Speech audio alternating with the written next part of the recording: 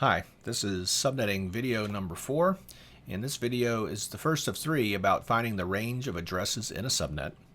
This video uses as an example subnet number 128.200.96.0 with mask 255.255.224.0. So what should your objectives be in learning about this topic? Well, first off the bat, you need to learn one process to find both the subnet broadcast address and the range of addresses in the subnet.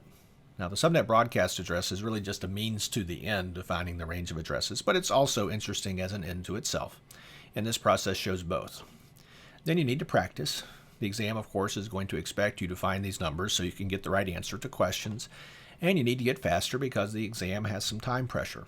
So both of those should be goals. Then you need to practice until it's second nature to find these answers. You don't need to be thinking about what specific step in the process you're in. It should be somewhat natural by the time you're ready for the exam. Next, let's talk about this idea of a subnet broadcast address. First of all, look down at the bottom to the sample network, and on the left, we've got a couple of PCs with IP addresses and a router with an IP address. And if they're using a mask of /19 or 255.255.224.0, then they'll be in subnet 128.200.96.0. All right, so that's the setup for this problem. So now, more generally, what is a subnet broadcast address? Well, it's a special reserved number in each subnet. It cannot be assigned to a host as a unicast address, so you can't just give it to PC1 or PC3 as their IP address. And when we send packets to this subnet broadcast address, the packet is encapsulated in an Ethernet frame that has a LAN broadcast address so that everybody on the LAN gets a copy of the encapsulated IP packet. For instance, let's just say PC2 over on the right is going to send a packet to the subnet broadcast address for the subnet on the left. There's the subnet broadcast address for the subnet on the left listed on the screen. So PC2 sends an IP packet destined for 128.200.127.255. So PC2 just sends it to its default gateway as normal. Router R2 routes the packet as normal to router R1. Nothing special yet. When R1 gets it, R1 notices that it's a subnet broadcast address for the subnet directly connected to R1. So when R1 puts that packet inside a new Ethernet frame, R1 puts an Ethernet destination MAC address of the LAN broadcast address. That means when R1 forwards this frame onto the LAN on the left, everybody, including both PC1 and PC3, gets a copy of the frame, and everybody gets a copy of the packet that's inside that frame.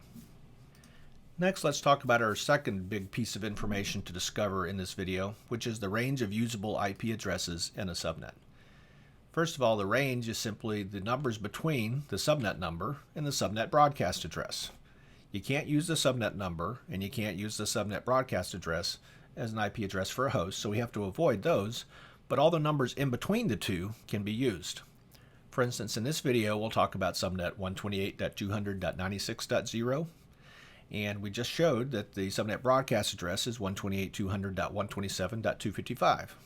So think of those as the bracketed ends of a range of numbers, while the first assignable address, first address you can use is one bigger than the subnet number, as you see there on the screen. And the last number is 128.200.127.254 in this case, which is one less than the subnet broadcast address. So once you know the subnet number and the subnet broadcast address, finding the first and last assignable IP address is pretty simple. They're just one bigger than the subnet number and one less than the broadcast address.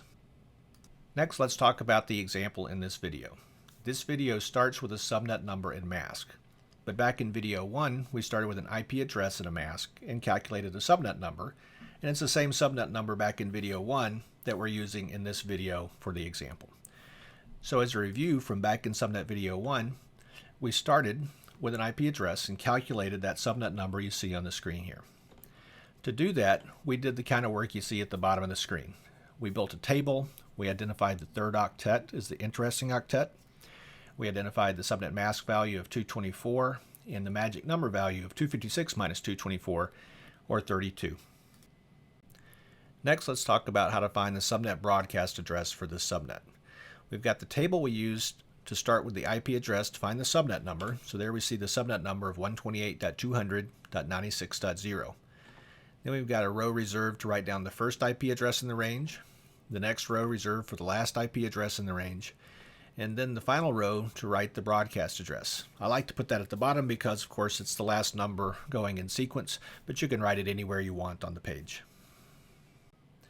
Then, to calculate the broadcast address, first you look at the octets to the left of the interesting octet. For those octets, you simply copy the subnet number's value, 128.200 in this case. Then you look to the right of the interesting octet. For those octets, you simply write down a 255 in the broadcast address. Then inside the interesting octet, as you might guess, the math is a little more interesting.